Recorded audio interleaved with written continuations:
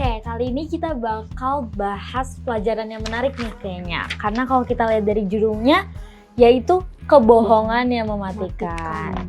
Bohong ngapain tuh sampai bisa Iya, mati? sampai Setan itu kan selalu memberikan yang yang mirip-mirip. Ya, selalu mirip-mirip. Pokoknya ada saingan. Ular itu binatang yang paling cantik. Ya, bukan seperti sekarang ular sekarang.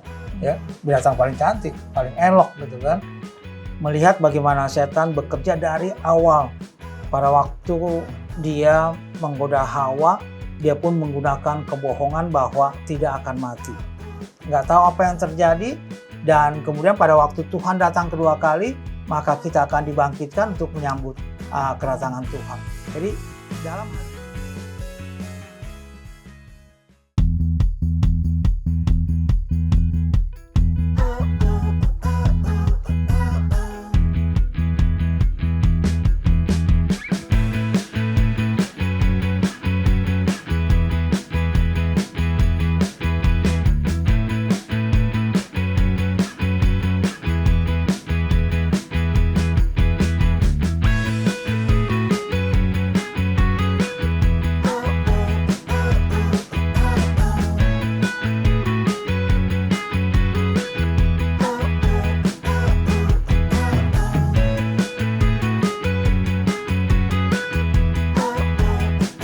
Halo teman-teman Cornerstone, kembali lagi di Cornerstone Connection.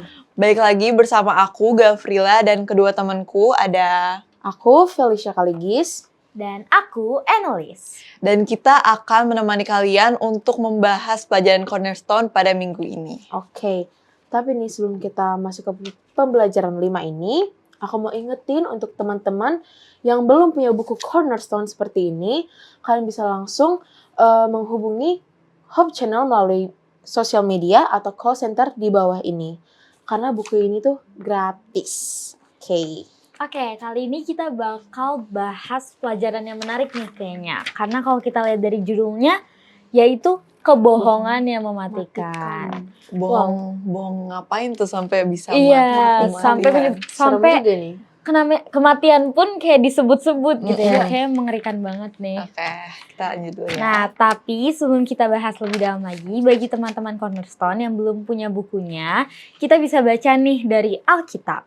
Ada, yang pertama itu ada di Kitab Kejadian 3 ayat 1-5, Mazmur 146 ayat 4, Yesaya 38 ayat 18, dan terakhir Wahyu 16 ayat 13-14. Oke. Kita masuk ke dalam pelajaran kita ya. Oke. Adapun ular ialah yang paling cerdik dari segala binatang di darat yang dijadikan oleh Tuhan Allah. Ular itu berkata kepada perempuan itu, "Tentulah Allah berfirman, semua pohon dalam taman ini jangan kamu makan buahnya, bukan?" Lalu sahut perempuan itu kepada ular itu, "Buah pohon-pohonan dalam taman ini boleh kami makan. Tetapi tentang buah pohon yang ada di tengah-tengah taman, Allah berfirman, jangan kamu makan ataupun raba buah itu. Nanti kamu mati." Tetapi ular itu berkata kepada perempuan itu, "Sekali-kali kamu tidak akan mati, tetapi Allah mengetahui bahwa pada waktu kamu memakannya, matamu akan terbuka dan kamu akan menjadi seperti Allah, tahu tentang yang baik dan yang jahat." Apabila nyawanya melayang, ia kembali ke tanah. Pada hari itu juga lenyaplah maksud-maksudnya. Sebab dunia orang mati tidak dapat mengucap syukur kepadamu, dan maut tidak dapat memuji-muji engkau. Orang-orang yang turun ke liang kubur tidak menanti-nanti akan kesetiaanmu. Dan aku melihat dari mulut naga dan dari mulut binatang dan dari mulut nabi palsu itu keluar 3 roh najis yang menyerupai katak. Itulah roh-roh setan yang mengadakan perbuatan-perbuatan ajaib, dan mereka pergi mendapatkan raja-raja di seluruh dunia untuk mengumpulkan mereka guna peperangan pada hari besar, yaitu hari Allah yang Maha Kuasa. Wow, dari bacaan yang kita baca nih Udah ketahuan belum tokonya siapa? Aduh, pasti Ketahuan. harusnya kita udah tahu ya ini. Iya, ini udah adalah kayak Hawa. ya, Hawa. Hawa. Tapi disusul lagi nih dengan suaminya si Adam. Jadi tuh dari bacaan yang kita baca tadi ya, Itu bercerita tentang ular yang menipu Hawa di Taman Eden. Terus dia memanipulasi dengan perkataan Tuhan. Jadi tuh dia kayak pura-pura dia diberikan oleh Tuhan kayak pokoknya gitulah. Terus Hawa tuh tergoda atas perkataan yang setan pokoknya setan yang menjelma menjadi Si ular itu kan. ya. Nah, habis itu ular meyakinkan juga Hawa bahwa ia tidak akan mati. Ternyata tidak seperti apa yang dia katakan. Benar.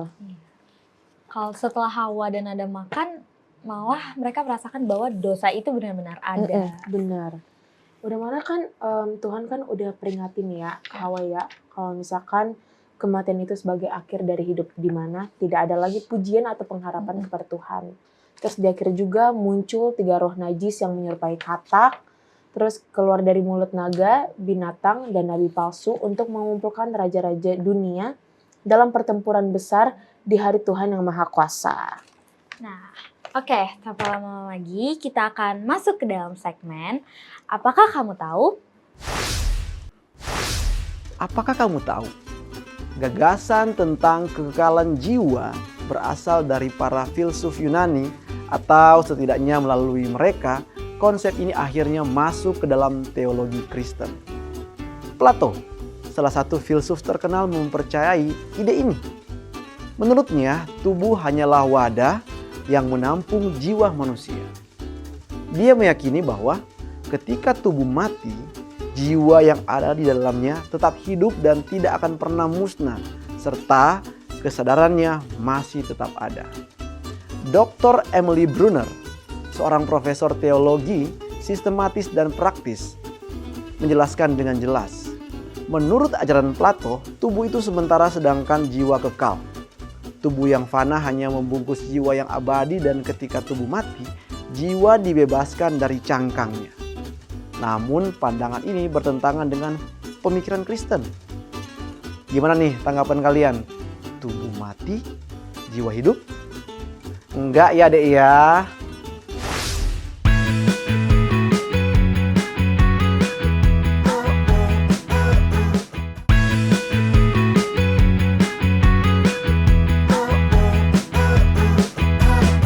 Hai, kembali lagi di Cornerstone Connection. Program ini hadir untuk membimbing kamu mempelajari Alkitab lebih dalam lagi.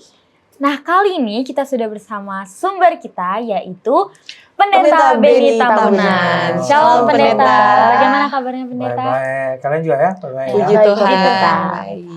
Nah, sekarang kita udah masuk di pelajaran kelima yang judulnya adalah kebohongan yang mematikan.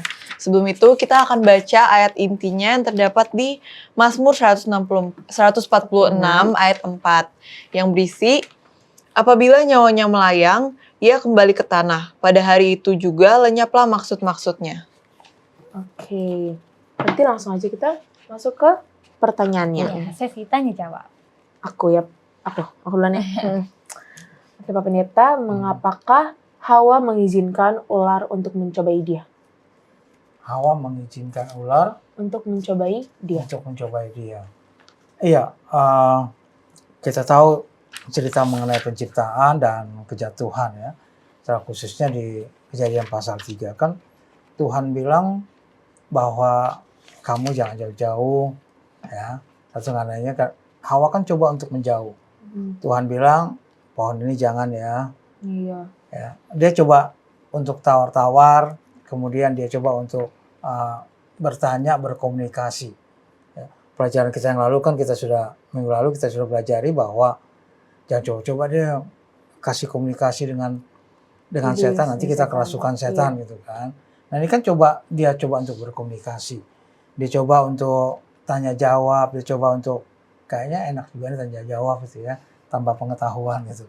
Nah itu kan dia membiarkan dirinya masuk ke dalam pencobaan itu yang harusnya sudah katakan ini jangan, harusnya dia harus menghindar gitu loh. Menghindar walaupun kita tahu bahwa ular pada waktu itu kan yang paling cantik gitu ya. Binatang paling cantik misalkan. Tapi kan ya bagaimanapun kalau Tuhan bilangnya jangan, ya seharusnya dia mengambil jarak untuk itu. Terima kasih Pendeta. Nah, sekarang aku ada pertanyaan lain nih Pendeta. Kenapa ular menipu Hawa dengan kebohongan akan kekekalan? Iya, kita tahu bahwa ular itu kan kalau kita kembali pada sebelumnya bahwa dia kan sudah tempat lain enggak makhluk lain dicobai tidak jatuh. Pada waktu dia mencobai Hawa kayaknya tertarik gitu ya, bahwa enggak kok, Tuhan nggak bilang begitu ya. Tuhan bilang sebenarnya sih kamu kalau makan ini kamu justru tahu seperti Tuhan ya. Kamu akan tahu seperti Tuhan, tahu mana yang baik mana yang jahat ya. Ya kamu seperti Tuhan sengaja memang tidak kasih tahu itu. Manusia kan selalu, kalau istilah sekarang kepo gitu ya, pengen tahu gitu. Jadi keingintahuan Hawa itu membuat setan tambah memberikan bahwa enggak loh, kalau kamu nggak akan mati, kamu akan hidup terus ya. Kamu tidak akan mati, kamu akan hidup terus, kamu akan Tuhan tuh bohong. Ini saya makan nggak apa-apa kok, nggak mati ya. Dan itu yang sampai sekarang penggodaan yang setan berikan kepada kita itu seperti itu, bahwa seseorang itu nggak mati kok, ada roh melayang-layang atau kemana dan lain sebagainya. Gitu. Terima kasih Pendeta sudah menjawab. Nah, aku ada pertanyaan juga nih Pendeta. Jadi tuh seringkali di Alkitab kematian itu tuh dikatakan sebagai tidur. Itu kenapa dikatakan tidur? Iya, bagi Tuhan, khususnya Yesus pada waktu dia berada di dunia ini, dia selalu mengatakan kalau orang mati itu ya dia hanya tidur. Ya. Dan buktinya dia bangkitkan beberapa orang. Ya, baik anak-anak, baik yang lainnya, termasuk yang paling kita tahu Lazarus lah ya. Lazarus juga dibangkitkan ya. Dan itu membuktikan bahwa Yesus katakan enggak, itu tidur kok gitu ya. Kalau tidur kan pasti bangun. Ya dong, orang tidur kalau nggak bangun kita bilang mati gitu kan. Dia pasti bangun. Tapi yang ingin diinginkan setan adalah bahwa enggak, kamu kalau mati ya mati, nggak bangun, bahkan roh kamu nanti melayang-layang, kamu bisa jadi apa dan lain sebagainya. Banyak ajaran-ajaran yang setan berikan bahwa orang yang mati itu bukan hanya tidur, bukan hanya pada waktu Tuhan datang bisa bangkit dan lain sebagainya, enggak gitu loh. Itu akan kekal, rohnya aja sekarang bisa kemana-mana dan lain sebagainya. Itu menggambarkan bahwa apa yang setan inginkan itu berhasil dan banyak orang tertipu dengan hal ini. Ya. Ada juga pendapat bahwa nih orang bukan mati nih, rohnya sekarang sudah sama Tuhan di surga. Ya. Kalau udah di surga kita aja mati semuanya, masuk surga semua. Kan tidak seperti itu. Ajaran kalau ini orang tidur sampai nanti pada waktu Tuhan datang itu akan dibangkitkan. Oke Pak Pendeta, untuk pertanyaan terakhir, kita kan tadi udah tanya beberapa pertanyaan dan udah baca juga ceritanya nih. Bagaimana sih Pak Pendeta sifat setan itu? Iya, setan itu kan selalu memberikan yang yang mirip-mirip. Ya, selalu mirip-mirip. Pokoknya ada saingan. Ya, ada saingan. Kalau Tuhan bilang kamu akan kamu akan mati, matinya Tuhan mati kekal, dia bilang nggak mati. Ya, selalu dia buat demikian, termasuk dalam pelajaran kita pada saat ini. Banyak orang yang percaya bahwa seseorang itu kalau mati rohnya itu melayang-layang. Itu kan kebohongan yang sangat. Ya, sampai ada orang mungkin, wah ini udah berapa hari, rohnya supaya tenang kita mesti bikin begini, bikin apa semuanya. Kan ada ajaran seperti itu supaya rohnya tenang. Ya. Kalau apa-apa, nih rohnya lagi ada di sana, nggak bagus ininya, gitu, dan lain sebagainya. Ya. Tapi ada juga untuk pasang judi gitu ya. Untuk ini. Tapi ya intinya itu bahwa setan selalu membuat hal kebohongan yang mematikan. Kalau orang percaya mematikan, maksudnya mematikan dalam pelajaran kita bahwa ya akhirnya dia tidak akan dibangkitkan karena dia percaya bahwa kalau orang mati itu rohnya melayang-layang sekian hari dan lain sebagainya, atau menjelma menjadi binatang, atau menjelma jadi apa dan lain sebagainya. Ya banyaklah film-film juga kan begitu kan. Begitu ininya kalau film kan begitu mati, kayaknya ada roh gitu, digambarin seperti itu, kemudian melayang-layang, ya, kemudian kasih tahu, dia yang bunuh aku, semuanya begitu. Banyak ajaran, film-film dari kecil juga, film-film kartun juga kan banyak banyak memberikan ajaran-ajaran mengenai setan. Ada setan yang baik, ada setan yang jahat, dan lain sebagainya. Tapi terbaik setan yang jahat. Iya, Nggak ada yang baik. Ya. Nggak ada yang baik. Jadi kita diberikan bahwa ya inilah yang ada, bahwa itu akan mematikan kepercayaan kita sehingga kita tidak akan dibangkitkan pada waktu kedatangan Tuhan. Tapi kalau kita percaya bahwa orang mati itu tidur, akan bangkit pada waktu Tuhan datang dengan percaya, maka kebohongan setan itu bisa kita lihat bahwa memang dia itu bohong. Ya, tidak seperti apa yang Allah firmankan. Berarti kalau misalkan kayak ada nih Pak Pendeta, kalau orang-orang bilang kan kayak ini dia baru meninggal nih, ini rohnya bisa kemana-mana, harus jaga-jaga ya, jangan sampai kerasukan. itu gimana? Harus tunggu beberapa hari dulu. Iya. Gimana ya? Jadi itu Jadi kayak ngebuat kita takut gitu. iya, itulah kebohongan setan yang setan buat kepada kita. Yang setan lakukan kepada alam pikiran kita bahwa ya lu awas lu, masih sekian hari dia masih ini, kalau meninggalnya, apalagi kalau meninggalnya hal-hal yang tidak baik, wah nanti begini dia, apa semuanya. Kan dibuat seperti itu. Saya katakan tadi, kita dari kecil sudah dicekokin lah bahasanya ya.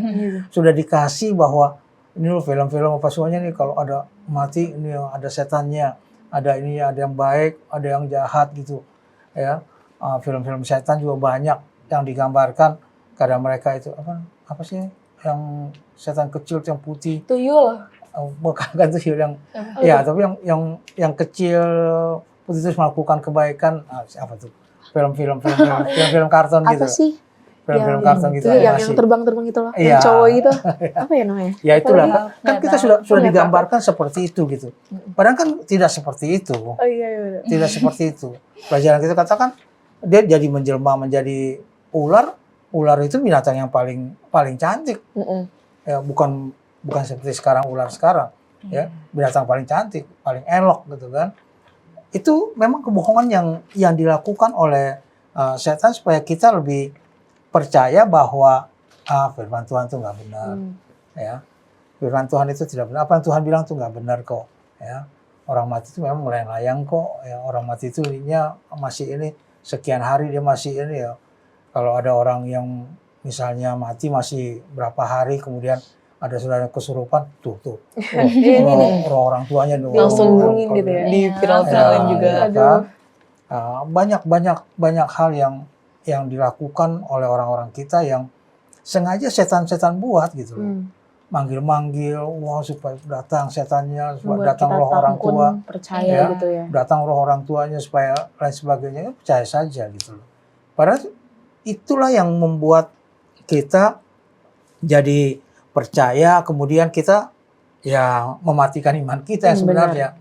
Padahal firman Tuhan katakan kalau kamu berbuat dosa, ya kamu akan mati. Kalau kamu tidak mengakui ya, tidak ada niat, maka kamu akan mati. Dan kalau mati itu ya sampai kedatangan Tuhan kedua kali. Tapi kalau kamu percaya pada waktu kedatangan Tuhan, kamu akan dibangkitkan. Masih ada kebangkitan bagi orang yang percaya kepadanya. Sedangkan setan katakan masih rohnya dan sebagainya, masih bisa hidup di alam baka lainnya dan lain sebagainya. Oke. Gitu. Terima kasih Pak Terima kasih Pendeta. Pak Pendeta sudah menanya kita. Baiklah, tanpa berlama-lama lagi, kita akan masuk ke segmen Apa Pendapatmu?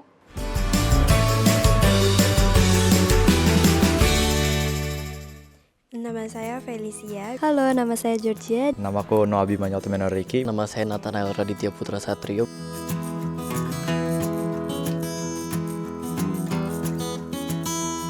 Di sini saya tidak setuju dengan teorinya. Saya nggak percaya tentang hal itu. Kalau menurut saya, teori ini tidak saya setujui. Mengapa orang bisa percaya itu karena influence dari film horor, terus influence dari orang tua juga maybe, karena aku selalu diceritain tentang hal mistis gitu sama orang tua aku, dan jujur aku nggak percaya karena somewhere di kitab Lukas itu dibilang kalau arwah yang mati itu nggak bisa berhubungan sama orang yang sudah hidup atau bahkan bergantayangan. Aku mengerti kenapa banyak orang percaya akan hal tersebut, karena hal seperti ini aja sudah dinormalisasikan dalam kehidupan kita masing-masing dengan Twitter yang tentang hal-hal horor yang kita bisa baca melewati media dari TikTok, dari Twitter, dari Instagram, dan bahkan kita sering nonton dari YouTube juga. Ada film-filmnya juga yang kita bisa lihat di bioskop, dan tentu oleh karena itu ya pasti banyak orang jadi kebiasaan dan mereka akan setelah menerus-menerus dan akhirnya percaya. Tapi kalau menurut saya sendiri sih saya kurang percaya. Menurut saya, 3 alasan mengapa orang-orang ini sering terkecoh sehingga mereka mempercayai teori ini adalah, yang pertama adalah karena ajaran. Karena kita tahu di Indonesia ini ada banyak sekali ajaran, mungkin dari tradisi ataupun budaya yang selalu berkaitan dengan hal-hal mistis. Contohnya kayak kutuk yang berjalan sampai beberapa keturunan dan lain sebagainya. Nah, kutuk-kutuk ini tuh biasanya yang jadi salah satu faktor atau salah satu penyebab orang-orang ini jadi percaya kepada hal-hal yang berbau mistis seperti itu. Lalu kemudian menurut saya juga ini mungkin bisa dipengaruhi dengan pengalaman pribadi. Karena ya balik lagi, mungkin memang saya tidak percaya dengan teori ini, tapi mungkin ada beberapa orang yang percaya dan memang sudah mengalami sendiri kejadian-kejadian seperti itu. Jadi kita juga tidak bisa memungkiri kebenarannya kan. Lalu yang terakhir mungkin juga karena dari influence media yang ada saat ini. Kayak contohnya dimana sekarang orang Indonesia ini suka banget nonton kayak misalkan di bioskop, kita pasti carinya film-film horor. Kita juga nonton TikTok dan juga media sosial lainnya, itu pasti ada video-video yang berbau mistis dan kita malah suka gitu, kita malah interested dengan hal-hal seperti itu. Mungkin itu juga yang menjadi salah satu faktor yang jadi merubah cara berpikir kita jadi pakai cara pandang perspektif yang lain untuk melihat hal-hal yang sebenarnya normal ini justru dengan cara yang mungkin menurut saya salah, yaitu mistis, seperti itu. Budaya dan tradisi. Yang kedua itu terpengaruh dengan film-film horor yang seperti sekarang banyak film-film horor. Dan yang ketiga itu bisa mungkin dari pengalaman diri sendiri. Dan menurut saya apakah teori ini benar? Menurut saya ini tidak. Karena untuk saya sendiri saya sering lah kayak ditakut-takutin gitu kan tentang kekalahan jiwa ini. Tetapi saya selalu ingat di otak saya ada ayat Alkitab di Pengkhotbah 9 gitu dikatakan kalau orang mati itu tidak tahu apa-apa dan juga semua kenangan mereka tuh sudah lenyap. Jadi saya nggak percaya tentang hal itu. Terima kasih.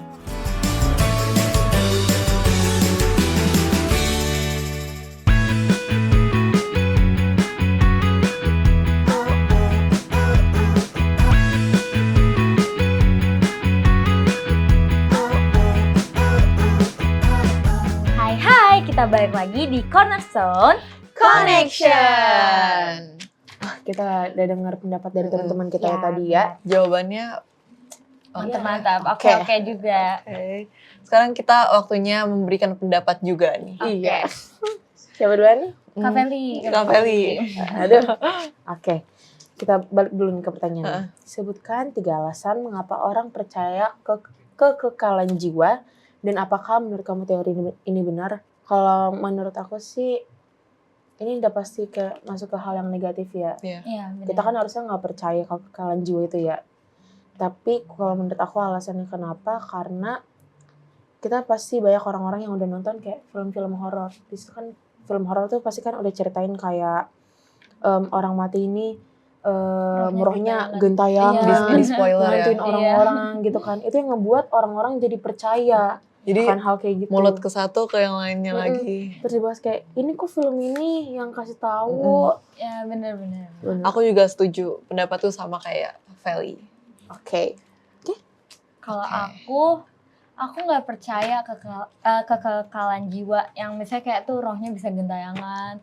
Nah, tapi aku percayanya kita bakal hidup kekal di surga bersama Yesus. Bener banget. Kalau itu pasti benar. Bener kan? Itu udah paling valid kan? Benar. Itu kekal yang sebenarnya. Ya, kekal sebenarnya karena ketika udah di surga bersama Yesus, hidup kita bakal kekal. Benar sekali. Sekarang kita udah kasih pendapat. Waktunya kita dengerin kesimpulan yang diberikan oleh pendeta. Baik. Kesimpulan pelajaran kita pada pelajaran kelima ini, kebohongan yang mematikan. Melihat bagaimana setan bekerja dari awal. Pada waktu dia menggoda Hawa, dia pun menggunakan kebohongan bahwa tidak akan mati.